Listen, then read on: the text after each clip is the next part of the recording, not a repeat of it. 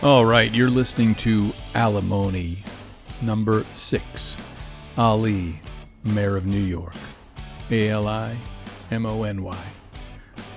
And we're going to be talking about what if I ran for mayor, what if I was mayor, through some kind of King Ralph, John Goodman situation where he became the King of England because everybody got electrocuted.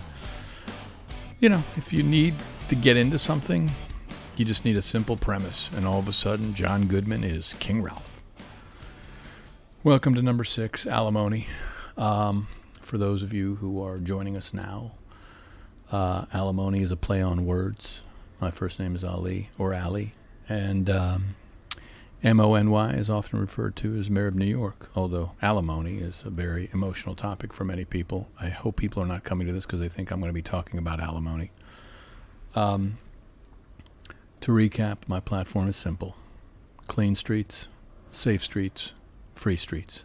One thing I'm noticing, because we're in political times right now, a lot of people are running for office, especially the presidential office. People just go on different shows and they repeat their talking points. They have to become talking point machines or talking point factories where they just go and they repeat the same things over and over again because it's a different audience. You go on one person's podcast, you go on one person's show. You can't just assume people know what you're talking about because most people, they don't listen to everything. So for a lot of people running for office and those who are third-party candidates or independents, and they have to make the rounds. At a base level, I think any city, and what I'm saying right now is not just for New York City, any city should attempt to utilize these. Clean streets, safe streets, free streets. Keep it simple. We try to make it complicated. Democracy is complicated. Capitalism is complicated. Socialism is complicated. Communism is complicated. Many of these systems didn't work. And capitalism is the best of all the systems, but it still has a lot of challenges because it's a zero-sum equation. If someone's buying a Coke, they're not buying a Pepsi. Most likely. They're buying one or the other. And for capitalism to succeed, someone has to some degree, pull ahead of others in the race. But I think it's still the best system. I think we have to move towards more of a conscientious capitalism, a conscious capitalism, a compassionate capitalism, whatever C word you want to place in front of the word capitalism. But ultimately, it still is going to be up to either the people who have the power or those who don't have the power but do something to try to get some of the power. Ultimately, whoever gets there first makes the rules. They set up the organization. They set up the company. They built the infrastructure. They put down the initial costs, the fixed costs to set up the factory. But New York City is a behemoth of a city. They say, I believe, that the New York City Police Department would be the 8th army in the world in terms of its size and resources. And the city, my gosh, it could be equal to the gross domestic product of many countries. 8 million people is substantial. That's the level of a country. But I think these philosophies make it simple for people because they're easily translatable. Clean streets make sense. It just means, what does that mean? It means paint the mailboxes, paint the fire hydrants, pick up the garbage, fix the sidewalks that are cracked, because eventually that's going to cost you money. That's a pay now or pay later situation. Meaning, if you do not fix the sidewalks, someone's going to slip, they're going to trip, they're going to sue the city, it's going to cost you. Ultimately, if it's my understanding that it's the landlord's responsibility to make sure the sidewalks are safe up to the curb. Once you get to that curb, that metal curb in New York City, then the city takes care of it from there. Although it's also the responsibility of the landlord, which passes that on to the tenant, to sweep 18 inches into the bike lane.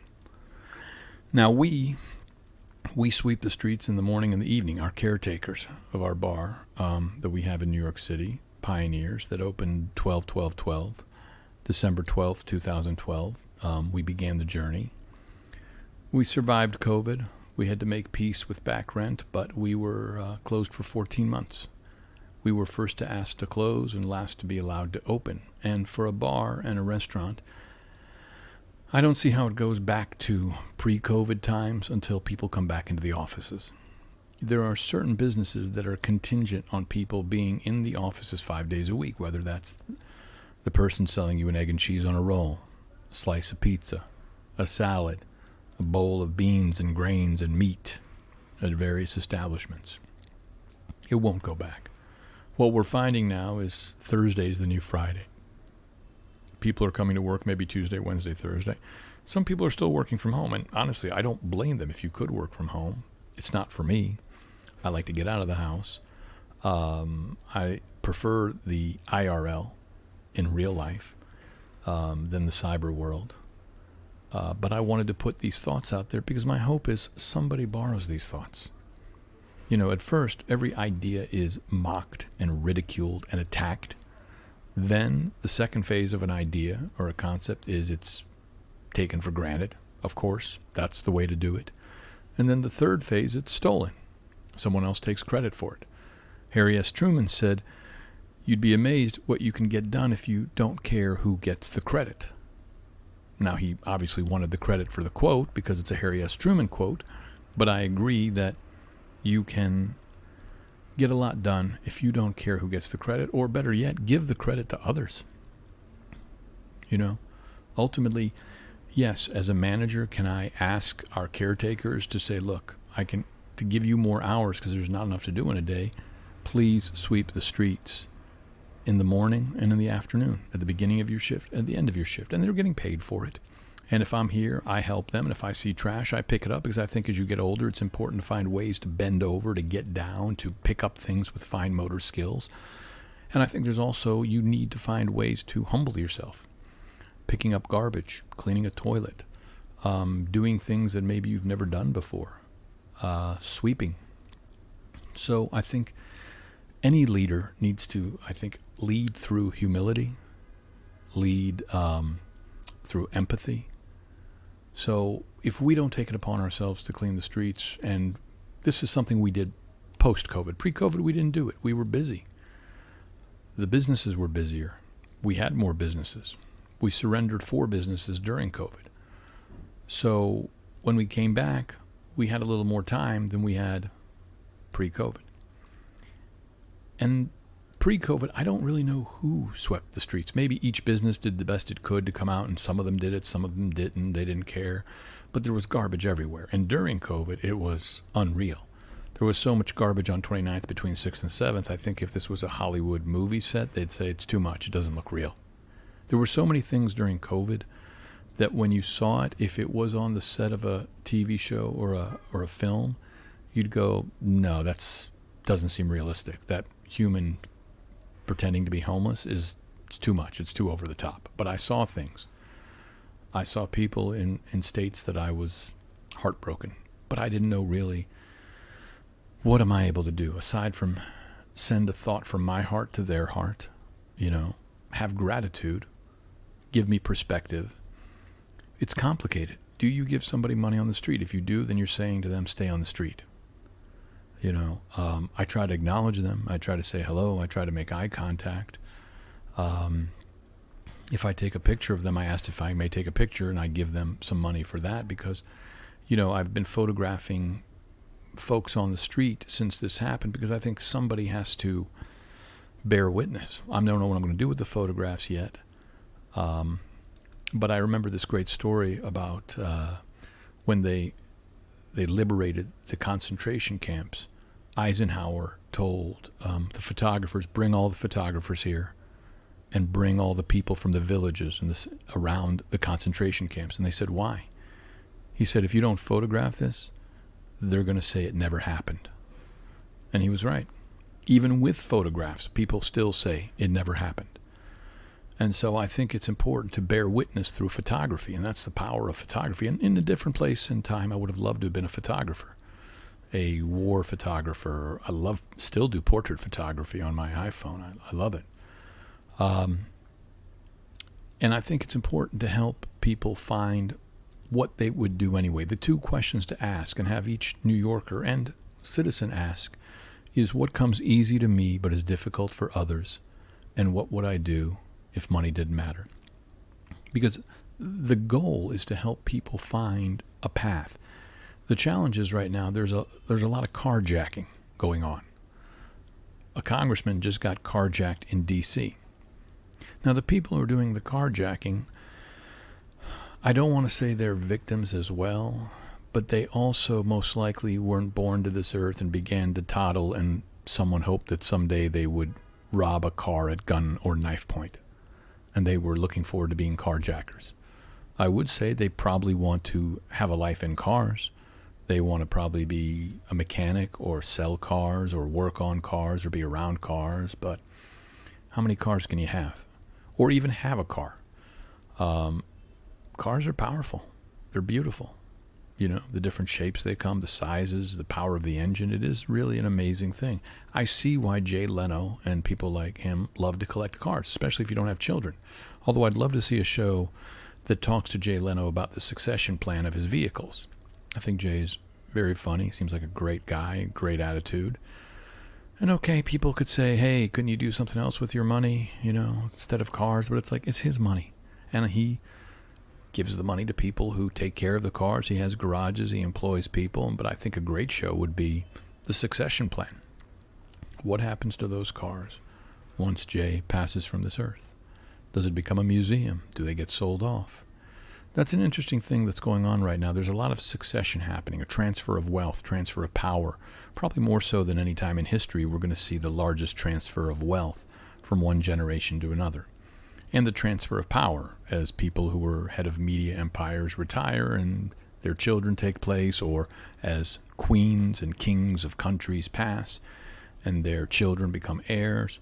There is almost a global succession happening right now. And what will the next generation do? The generation that maybe wasn't brainwashed by the black and white of these people were kings and queens, and that's the way it always will be.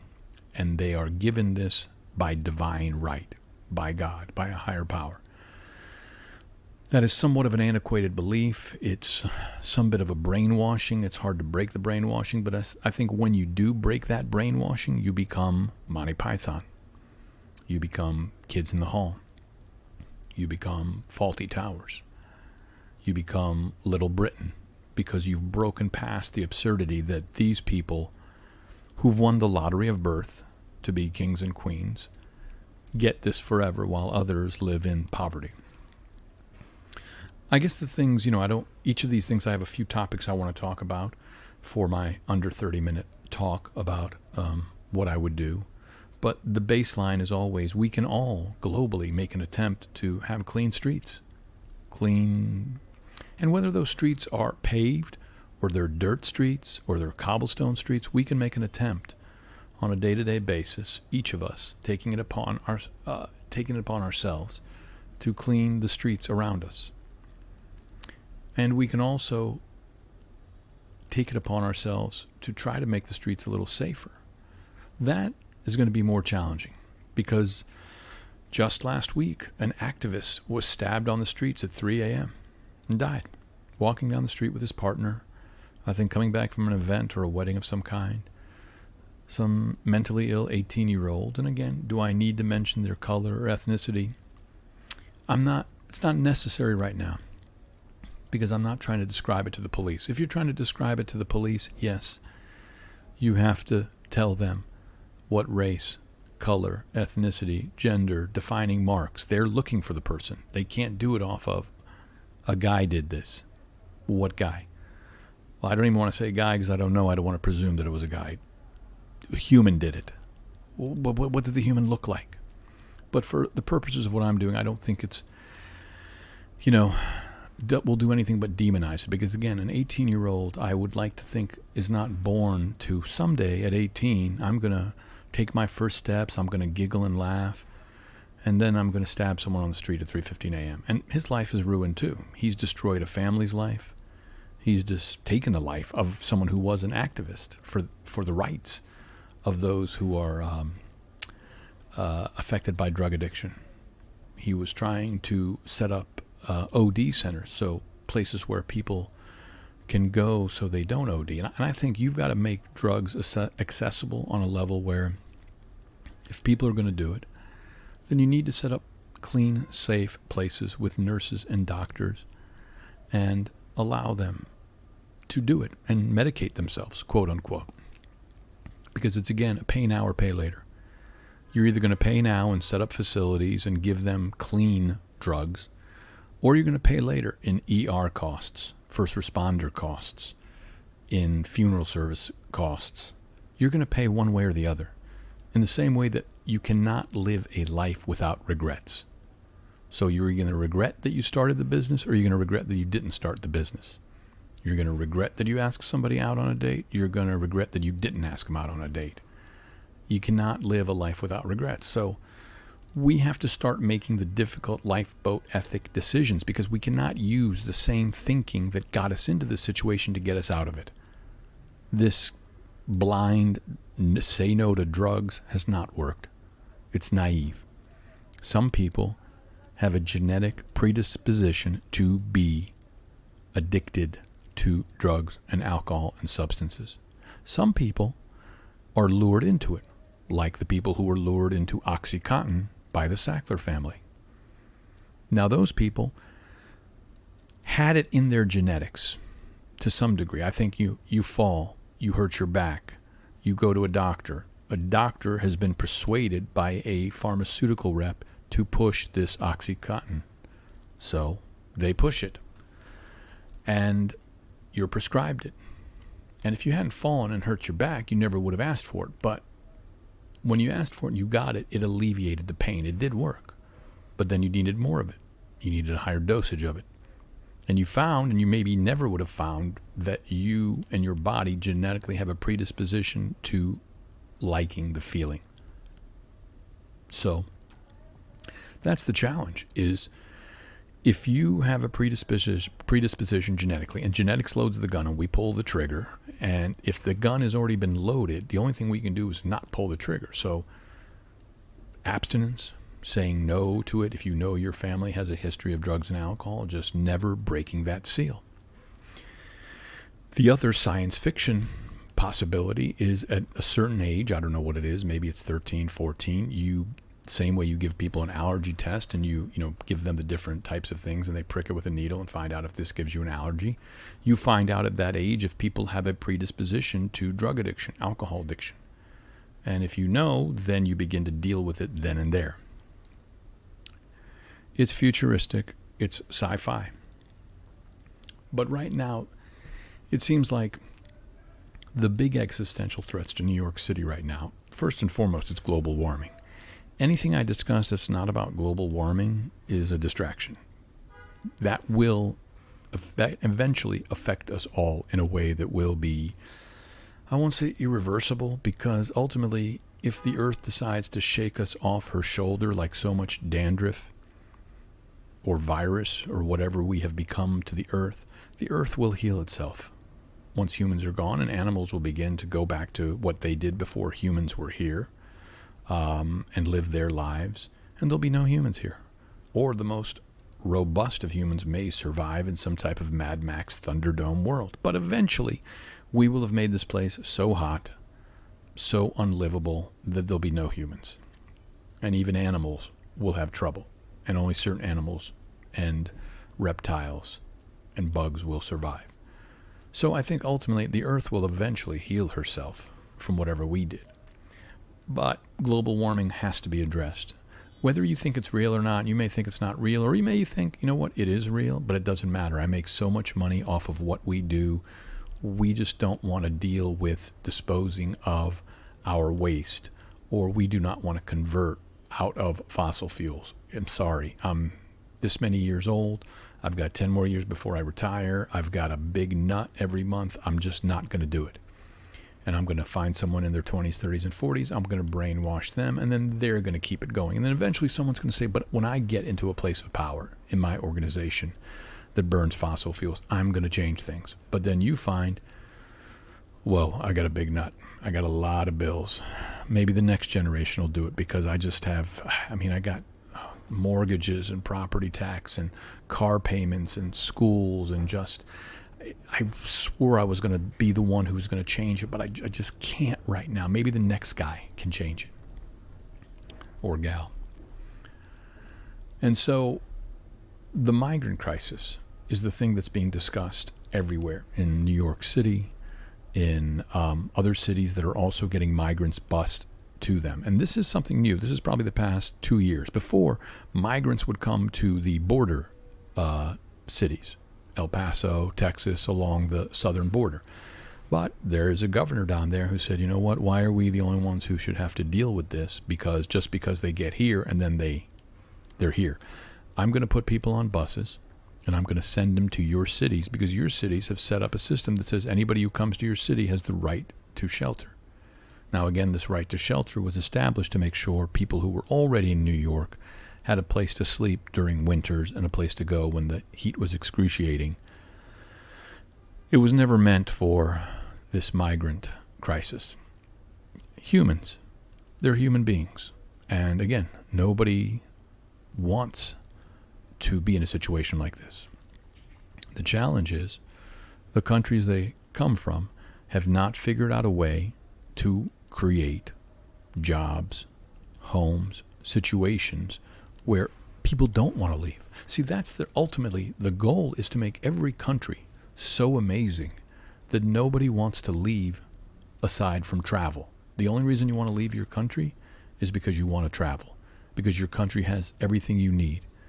It's got clean air, clean water, clean food, affordable housing. It's got education for those who want it, and that education could be the education of being a nurse or a doctor, or the education of how to become a plumber, electrician, sheetrock, street sweeper, whatever. The education is there for whatever you can do to help, wherever you are physically and mentally able. If you are mentally able to greet people in stores, if you're mentally able to sweep up, great. Do what you can. And if you can't do anything, above all else, do no harm. And so if every nation endeavors to make sure that it is a paradise on earth, then all people will want to do is travel. But we're not in this together globally. I think the first thing that has to happen is countries have to get in on it together continentally. One of the reasons America's worked for so long is that it's the United States of America, although right now it feels like the divided States of America. But we have one currency, and I would say ostensibly the most powerful currency on earth. The $100 bill is probably one of the most powerful bills on earth.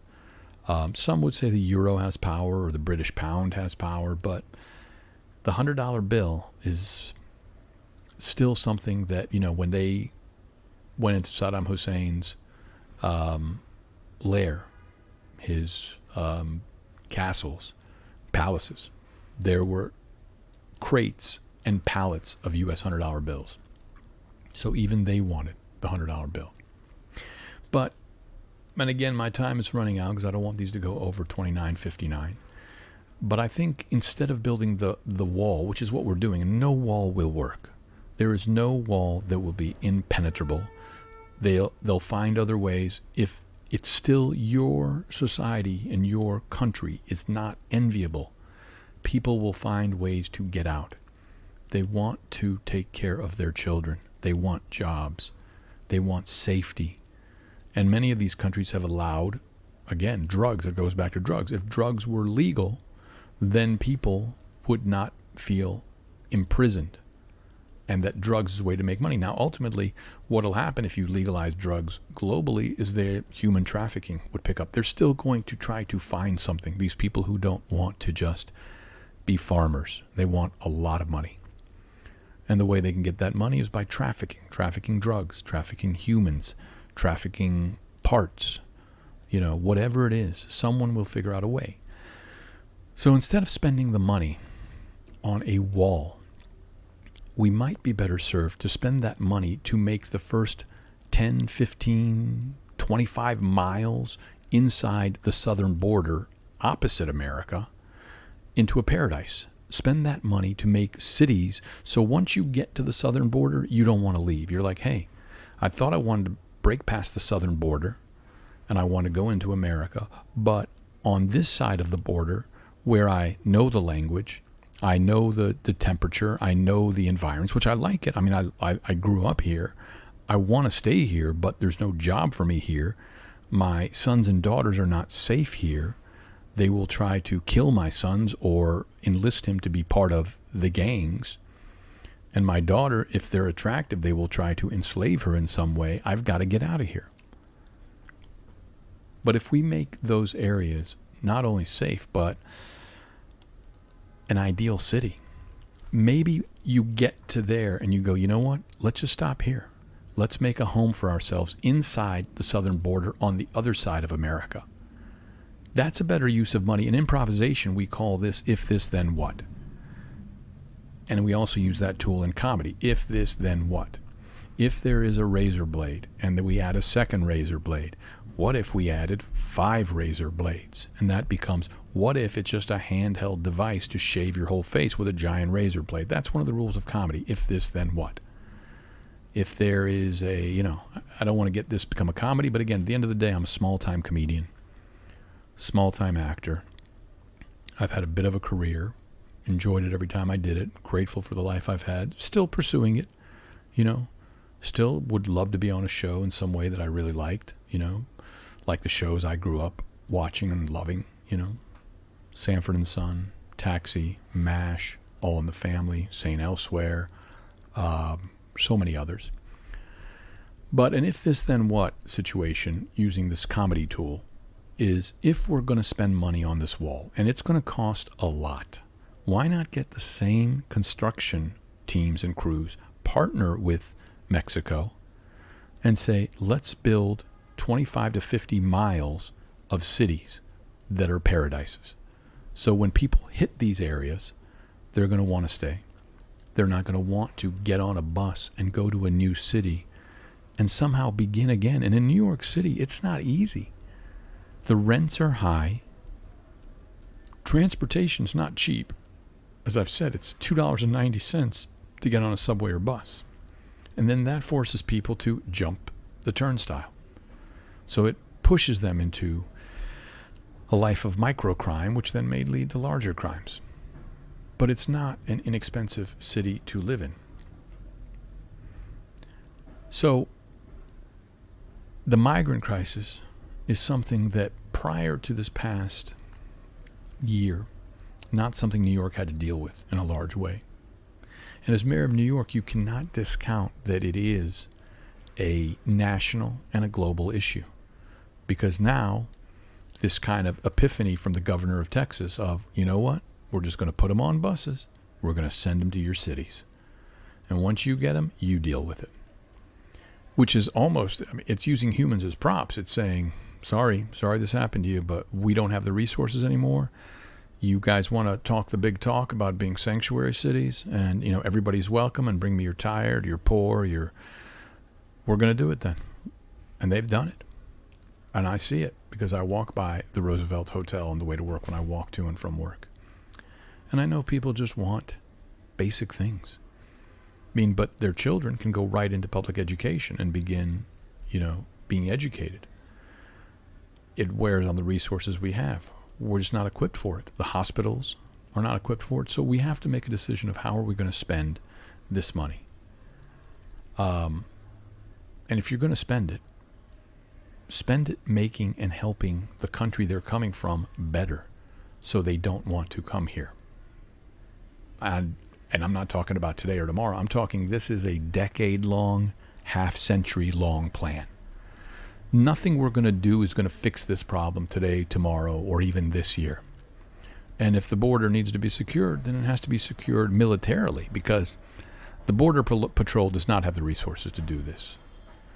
So, as I said, I'm doing this because to some degree, I love New York City, and politics should be the interruption to a career, not a career. I've had a career in, comedy theater, bars, and someday, I don't know, I'll be gone. But maybe someone will hear these alimonies, and they'll say, you know what, this guy had some decent ideas.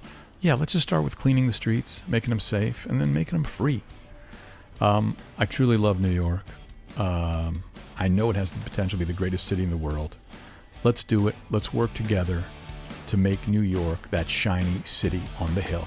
I love New York, and I hope New York loves me.